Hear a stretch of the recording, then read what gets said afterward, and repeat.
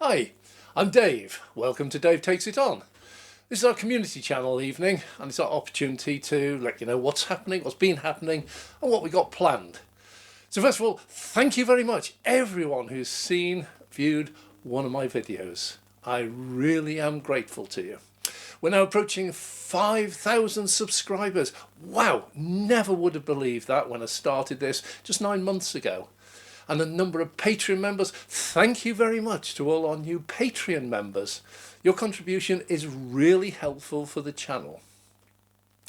Also, thank you for all the comments. We get a massive number of comments. At first, I would be able to answer every single one personally, but now we're getting in excess of 400 comments every week.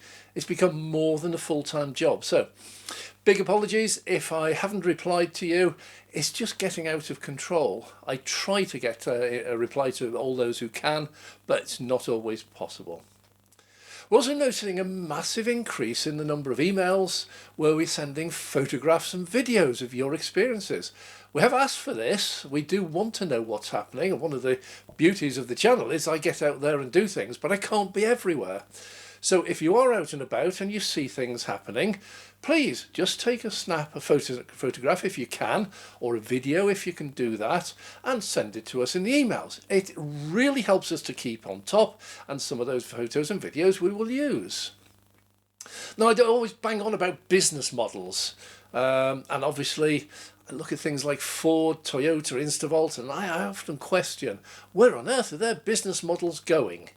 How on earth, Instavolt, can you expect to get people queuing up to buy your electricity at your chargers at 85 pence per kilowatt hour?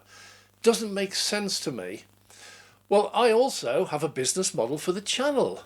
In the early days, I did wonder whether anyone would want to watch an old man driving around in his Tesla, but having started this, we did a business model, and we looked at what would happen if nobody viewed our videos, what would happen if loads of people did, and we set ourselves some targets, and we're working through it. So we actually have a business model for the channel. As it happens, it has actually gone a lot better than we thought. Now, we set off in the early days we were guessing. We didn't know what people would want to watch. So we just started making videos that we thought I would like to watch if I was thinking of buying an EV or had just bought my EV. And so we made them, and as we got the feedback, some people liked them, some people didn't. We got some of them very wrong, particularly with music in the early days. But we got some right, and it turns out there's quite a lot of you out there do want to see this sort of video. Now, I'm not a newsreader. I do a news section on a Friday night where I just bring it up to news, but I'm not a newsreader. My style is more, well, let's just go out there and find out what's actually happening. If someone tells me something that I'm not sure is true, I'll just go out there and do it. And that I then turn into, well, I suppose it's a story of my experience when I actually got there. So it's more of a chatty style. It's not a professional newsreader style, although I do read news items, but it's more of my experiences out on the road. And I do like to get out there and try things for myself. Many things that I believed before and after I bought my first EV just don't turn out to be true. So I do like to get out there and do it. And yesterday was a classic example. Jonas and we decided to go out for the day and have a filming day. So we would go somewhere where we hadn't been before to get some footage. And we chose the Chester East services on the M56. Now, this is one I first spotted about 3 months ago. They were doing some groundwork there, digging, and the big sign saying grid serve coming. And then about a month ago, I was heading back from Chester, called in, and I found they were open. But I didn't have time to film at the time, so I just made a note of it. And I promised to be back within a few days. Well, it's over a month later, and eventually I get there. And one of the advantages of actually going out there and doing it is that you start to learn things that are not yet in the news. So when we got to Chester East services, we found these brand new chargers. There are 12 GridServe 350 kilowatt chargers. 6 of them were out of operation, broken. And there was an ABB engineer there. Well, for those of you who might have seen my video, ABB make most of the chargers that are installed by GridServe and Instavolt and others. And the engineer was out there. He was very busy trying to get all these back up and running again. But he did take some time to talk to us. He disappeared as soon as we got the cameras out, and that's fine, we don't want to film everyone. But he gave us some lovely insights, and it seems he works all over the country, and we were just swapping stories about various charges we've been to, what he finds, what he likes, everything else, and he gave me some new insights. I actually gave him some as well. And it was fascinating. There's so much information came out from that one chance encounter. They will form videos for the future, and some of these are breaking news. Also there, of course, was the GridServe engineer. He was very worried that his chargers were not working, and they were working closely together. So the area was taped off. 6 of them were still working, and they were fairly busy. But the 6, they were desperately trying to get up and running. And one of the things that one of them let slip was no more CHAdeMO. Now these, there are 12 chargers here. 10 of them have got CCS2 only, just single plug for each one. But 2 of the chargers are dual. They've got a CCS2 plug and a CHAdeMO. But it seems that their days are numbered. CHAdeMO will be phased out, and in future, maybe not from the next one, but certainly very soon, all of the GridServe installations will no longer have CHAdeMO. They will just be CCS2. Well, that matches Tesla. Tesla's never installed CHAdeMO or Type 2 chargers, AC chargers. So it's not new, but it's interesting to see that CHAdeMO days are numbered. Now, it's not the end of the world, because there's lots of them still out there for you Nissan Leaf drivers, and they'll be around for a long while. I'm sure most of those should be maintained, and so still able to be used. But going forward, even Nissan have stopped installing them. Yeah, they're still on the Nissan Leafs at the moment, but that model is being phased out, and the Nissan Ariya, for example, just launched, is CCS2 only. So it's not such a bad thing, but days are numbered. But I have to say, Nissan Leafs and Roadtrips, it was never their forte. Anyway, we went from there down to one of the Tesla superchargers. And this was at Burton Wood on the M62 near Warrington. And there we found an absolutely heaving supercharger. Now, true to my promise, I've never queued to charge my car this year. And same at this one. Although the supercharger was absolutely full, I was only here to film. I wasn't here to charge. So, on broken record still. But it was interesting that there was a Tesla engineer here, and he was directing traffic. So as people pulled up and found all the chargers full, they would park, and on this particular site they could park directly opposite the superchargers. And I was going along quite happily, but once he arrived, he took control and he started helping people. So he'd go and ask people who were already charging, what state of charge are you at? Do you really need to be here much longer, or could you go get yourself home and free up a bay? And so he found that he could quite quickly speed up the flow of cars that were charging there.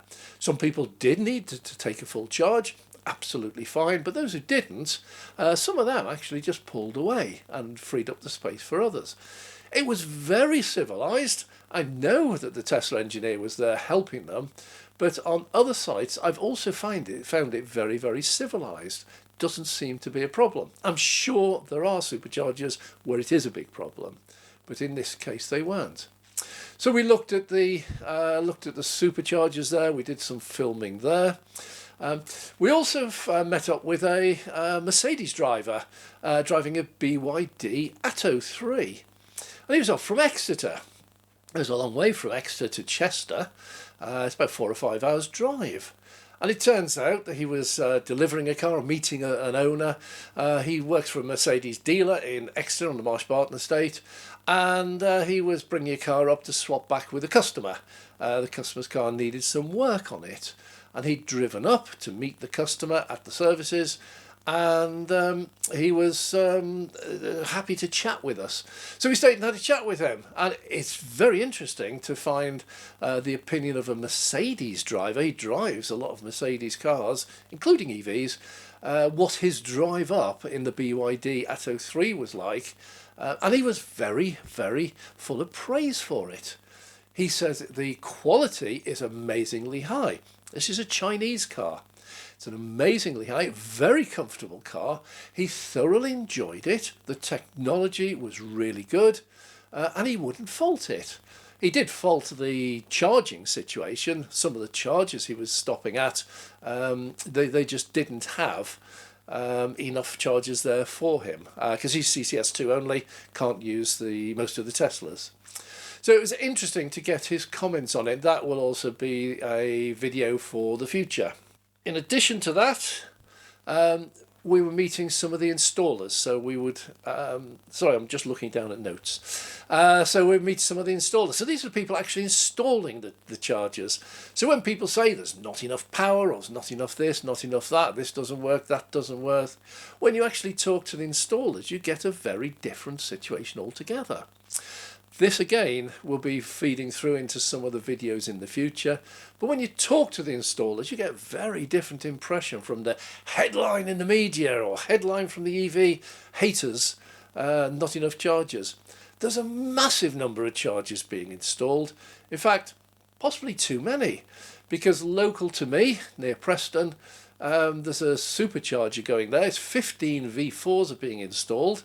And all the groundwork's been done, they're almost ready to go. They've got a shortage of the V4s, the actual chargers. So everything else is done. And then I suddenly thought, hang on, BP have just ordered $100 million worth of them. And several of the chains now, Sainsbury and Asda, I think it is, have also said they're now going to be buying the V4 Tesla chargers from Tesla.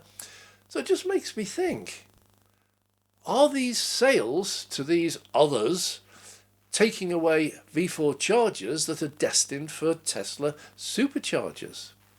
Interesting question. If it is, when are we going to get our V4s? Now, one of the other things I found talking about the chargers out of operation at the Chester East services on the M56 is, what can you do about it? I was approached recently by a German company. They're called @Charge. That's the ampersand sign @Charge, and they're running an app, and they're doing. They've asked me to do a trial, and I'm looking into this. So, what it is they want to be an interim intermediate for anything that you find. So, for example, when I get to a charger, my phone goes off, the app sets itself off, and it says, is everything working? Would you mind taking some photographs? Would you do a video of it? What's your opinion? Is it clean? Is it dirty? Is everything working? Is the screen working? Would you mind doing this? And it takes a few minutes, but I've been doing this, and that information is fed back. So recently when I found a charger, it was an Ionity charger that wasn't working, I was able to feed that back. Now, the advantage is, I know it's a little bit of extra work for me, but if you're sat there waiting for your car to charge, you don't have an awful lot else to do. But if I can just take a photograph of a screen which is showing a fault and send that to this company, they are able to get back in touch with the chargers, with the charger network, Ionity in this case, and they would then pass on those findings. So it's in its early stages. It's running trials at the moment. They can't cover everywhere in the country, but it's something I'm going to keep an eye on, and I'm going to use, and I will feed back the information to you. It could be really helpful, rather than having to ring a helpline, spending time on the phone, hoping to get things sorted. It might be easier just to do an app, take a photo of the screen, send it off on the app, and someone else takes over at that point while you just go and move on to a different charger. Anyway, it has potential, so we'll see how that one goes. Well, that's about it. I just talk about some of the latest things that are happening, but that's going to be in the news channel tomorrow. But this is really to bring you up to date. So once again, massive thank you to everyone who watches any of my videos. Huge thank you to all who subscribe, because that really helps the algorithm that YouTube run as to who sees my video. Huge thank you to our Patreon members. There's a growing number these days, and thank you very much. Every contribution helps, because, as you know, I am funding this myself. Unlike most people's thoughts that all these YouTubers are rich, we still are in the few £100 a month income range. So it is now covering some of our costs. Certainly not enough for my McDonald's, but it's contributing towards it. So the Patreon members, thank you very much. Your contribution is really welcome. We're growing the channel nicely. By the time this comes out, we should be over 5,000 subscribers, and we've got a few new ideas, like the meetups. First one of those will be this Saturday, and that's at the Ionity charging station at Darwin services on the M65, Darwin near Blackburn. 11 o'clock in the morning. Come along if you want to. If you don't, I'll be there filming anyhow. So let's hope we meet a few people. And also, I've just come from meeting one of my viewers who has offered to be interviewed. And this is for my new series where we will look at people who actually have a car. In this case, it's a Nissan Aria. Thank you, Phil. And he will be on camera telling his experience. Why did he buy it? What were the reasons behind it? Is it as good as he thought, or worse, or better? How's he using it? How's he charging it? And just general findings, so that if there are any people out there thinking of buying an EV and the Aria's on their list, you can actually listen to someone who's got one and who uses it, rather than just a 10 or 15 minute test drive or reading someone else's review of a brand new car. Interesting thought. Thanks very much. I'm Dave.